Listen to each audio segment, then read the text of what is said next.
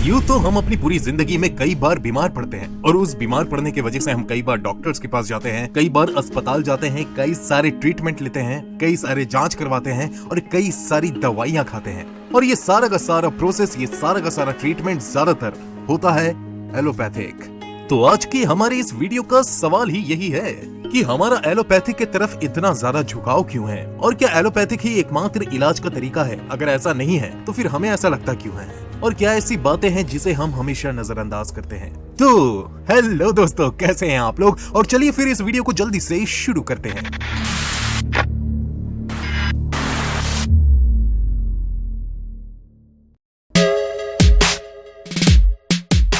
यूँ तो हमारे पास इलाज के कई तरीके हैं। आयुर्वेद है, हर्बल ट्रीटमेंट है, एलोपैथी है, होम्योपैथी है और भी कई तरह के फिजिकल थेरेपी जैसे कि योगा, मेडिटेशन, एक्यूपंक्चर, एक्यूप्रेशर और न जाने ऐसे कितने ही ट्रीटमेंट होंगे। हालांकि आयुर्वेदिक और हर्बल दवाइयाँ जैसे कि अस्थमा, डायबिटीज, ब्लड प्रेशर जैसे ऑटो इम्यून डिजीज पर काफी राहत देती है, वो भी बिना किसी साइड इफेक्ट के। लेकिन बावजूद इसके हम एलोपैथी इलाज पे ज्यादा यकीन करते हैं। एलोपैथी इलाज और दवाइयों के साइड इफेक्ट भी बहुत होते हैं, तो आखिर ऐसा है क्यों? वेल, इसके दो कारण हैं।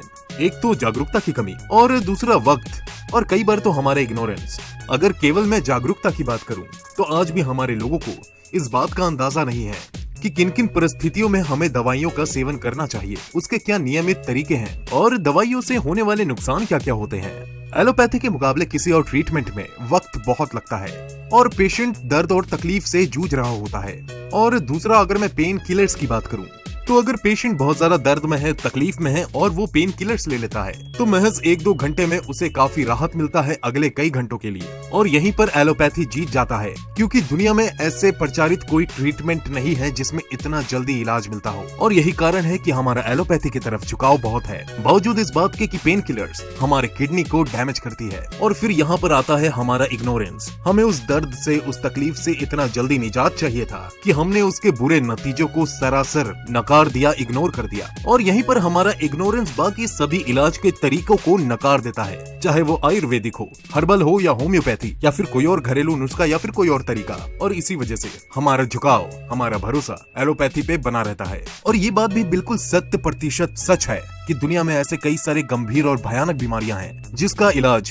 केवल एलोपैथी के पास है। एलोपैथिक इलाज में तरक्की के बाद से ही हमें कई सारी गंभीर बीमारियों से छुटकारा मिला है, चाहे वो टेटनस हो, रेबीज हो, हेपेटाइटिस हो, ट्यूबरक्लोसिस हो, leprosy, small pox, dengue, malaria, न जाने ऐसे कई सारी बीमारियां।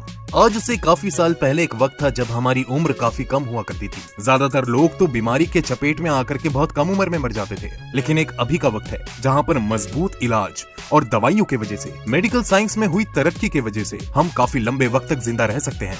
बावजूद इन सारी बातों के हम एक चीज को कभी भी इग्नोर नहीं कर सकते कि एलोपैथी इलाज के साइड इफेक्ट भी होते हैं। महंगा इलाज, महंगी दवाइयाँ और लंबे चौड़े खर्च। मेरा बस आपसे ये कहना है कि विकल्प देखिए, इलाज करवाने से पहले इलाज के पीछे के साइंस को समझिए और सारा कुछ सोच समझ के अपना विकल्प चुनिए कि आपको इलाज कैसे करवाना है। अगर नए हैं तो इस चैनल को सब्सक्राइब कीजिए, बेल आइकन दबाइए। वीडियो पसंद आती है तो दोस्तों के बीच में शेयर कीजिए। कुछ कहना चाहते हैं तो कमेंट कीजिए। और वैसे मैं मिलता हूँ आपसे अगले वीडियो में जल्द ही। तब तक के लिए नमस्कार।